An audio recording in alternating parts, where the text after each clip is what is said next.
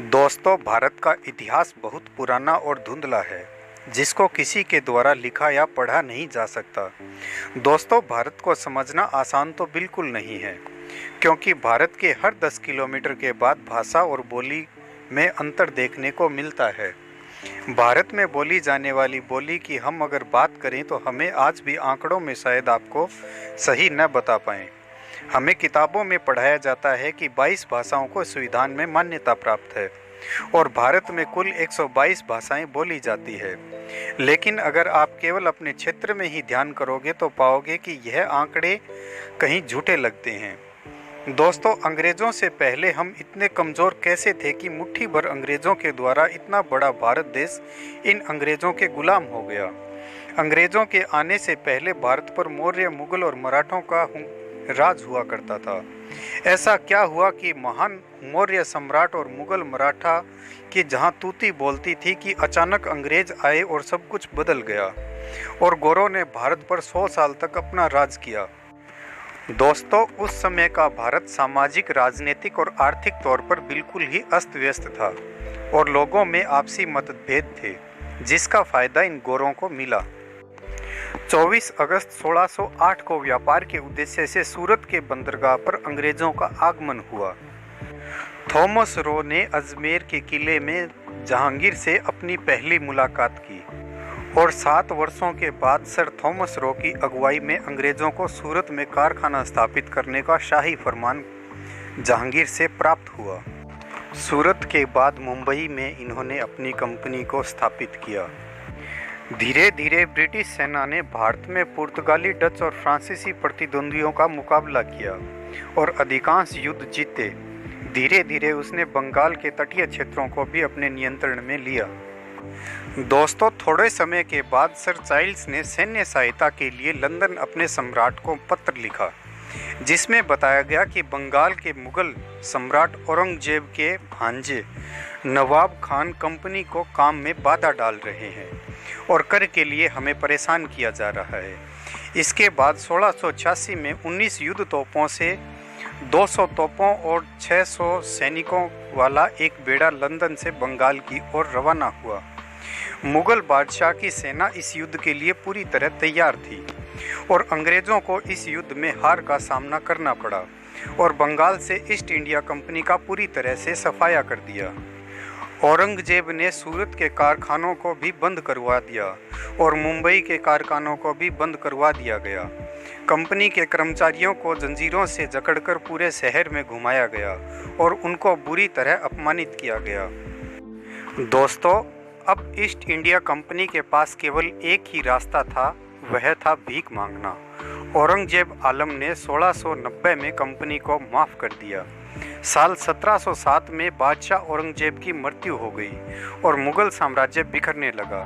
इसी समय का इंतजार अंग्रेजों को था और कंपनी ने लाखों की संख्या में स्थानीय लोगों को सेना में भर्ती करना शुरू किया और यह छोटी सी कंपनी की सेना धीरे धीरे अपना प्रभुत्व भारत पर जमाती गई। अब बारी थी बंगाल के नवाब सिराजुद्दौला की। ईस्ट इंडिया कंपनी ने नवाब की सेना के सेनापति मीर जाफर को अपने साथ मिला लिया। मीर जाफर को बंगाल का राज दिलाने का लालच दिया। मीर जाफर के विश्वासघात के कारण नवाब सिराजुद्दौला इस युद्ध में हार गए और मीर जाफर को सिंहासन पर बिठा दिया गया। दोस्तों, थोड़े समय बाद मीर जाफर की ताजपोशी छीन ली गई और बंगाल पर भी अंग्रेजों का राज हो गया। दोस्तों, उस समय केवल मैसूर के शासक टीपू सुल्तान ने कंपनी का वास्तविक प्रतिरोध किया। टीपू सुल्तान ने कंपनी को 2 बार युद्ध में हराया, लेकिन भारत के अन्य शासकों के साथ मिलकर कंपनी ने टीपू सुल्तान को भी हरा दिया। दोस्तों, 1799 में टीपू सुल्तान की मृत्यु हो गई। वेलेंजली को यह सूचना मिली। वेलेंजली ने अपना गिलास उठाते हुए कहा, आज मैं भारत की लाश का जश्न मना रहा हूँ। अब भारत पर पूरी तरह से ब्रिटिश ईस्ट इंडिया कंपनी का राज था। यहाँ भारत में बनने वाले कपड़ा कंपनियों को पूरी तरह से तबाह कर दिया गया ताकि ब्रिटेन में बने कपड़ा भारत में बेचना शुरू किया जा सके। इस समय भारतीय बुनकरों की हड्डियों से भारत की धरती सफ़ेद हो गई थी। दोस्तों, इस समय प्रजा को कर्ज के बोझ में इतना दबा दिया कि लोग रोटी के लिए अपने बच्चों को बेचने लगे थे।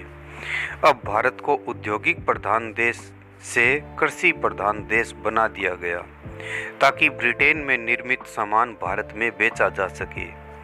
यह इतिहास का एक अनूठा उदाहरण है कि एक निजी कंपनी ने अपनी थल सेना और नौसेना से 20 करोड़ भारतीयों को अपना गुलाम बना लिया। दोस्तों, ईस्ट इंडिया कंपनी में भारत में सड़कें, पुल और रेलगाड़ी चलाने का काम तो किया, लेकिन भारत के विकास में नहीं बल्कि अपने उद्देश्यों के लिए। वह केवल भारत में अपना व्यापार बढ़ाना चाहते थे। 1857 के विद्रोह के दौरान कंपनी ने हजारों लोगों को बाजार में और सड़कों पर लटका कर मार दिया, बहुत से लोगों को कुचल डाला। यह ब्रिटिश कंपनी का भारत में सबसे बड़ा नरसंहार था। दोस्तों, भारत के लिए यह वह समय था जब भारत सोने की चिड़िया से एक कंगाल और दरिद्र देश बन गया।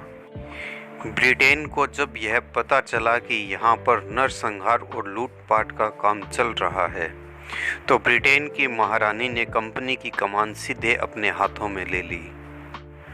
1558 में महारानी ने अपना घोषणा पत्र जारी किया, जिसके मुताबिक अब भारतीयों को आर्थिक, सामाजिक, राजनीतिक और सांस्कृतिक रूप से स्वतंत्रता दी जाएगी। अब भारतीयों के साथ नस्ल भेद नहीं किया जाएगा, इनके हितों की ध्यान दिया जाएगा। 1 जनवरी 1877 को ऐलान किया गया कि भारत क्वीन विक्टोरिया के शासन तले आ गया है। अब भारत की भी महारानी या राष्ट्राध्यक्ष विक्टोरिया थी। इस समय में ब्रिटेन के उद्योगपतियों, व्यापारियों और बैंकरों ने भारत सरकार पर अपना प्रभाव डालना शुरू किया। अब उदारवाद का ढोंग धीरे धीरे छोड़ दिया गया। दोस्तों, अब भारत की संसद तो थी, लेकिन नाम की। यह एक तरह से महज सलाहकारी संस्था बनकर रह गई। इस संसद द्वारा पारित कोई भी विधेयक गवर्नर जनरल द्वारा ही पारित माना जाता था। यह महारानी का केवल एक ढोंग ही कह सकते हैं, जिसमें भारत की असल पावर तो ब्रिटेन के हाथ में थी। दोस्तों, अब अंग्रेजों ने फूट डालो राज करो की नीति को अपनाया। अंग्रेजों ने भारतीय शक्तियों के बीच असमानता का लाभ उठाया।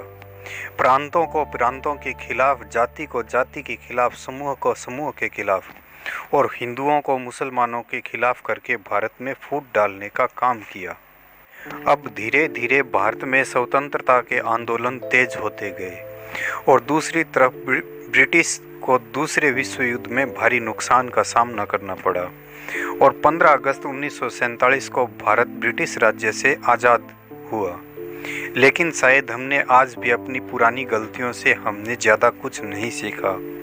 आज भी अंग्रेज की यह नीतियां देश में हमेशा फन उठाती रहती है। हमें भारत को एक समृद्ध देश बनाना है तो हमें जाति नस्ल से ऊपर उठकर काम करना होगा। दोस्तों, गुलामी और आज़ादी क्या है, यह असल में एक लंबी बहस का विषय है। हम शायद आज़ादी को असल मायनों में समझ ही नहीं पाए। इस देश को आज़ादी दिलवाने में अनेक क्रांतिकारियों ने अपने खून का एक एक कतरा देश को कुर्बान कर दिया, लेकिन शायद अंग्रेजों की फूट डालो राज करो की नीति आज भी हमारी मौजूदा राजनीति में देखने को मिलती है। मेरा यह वीडियो देखने के लिए आपका बहुत बहुत धन्यवाद। अगर आपको वीडियो पसंद आया तो इसको लाइक और शेयर करें।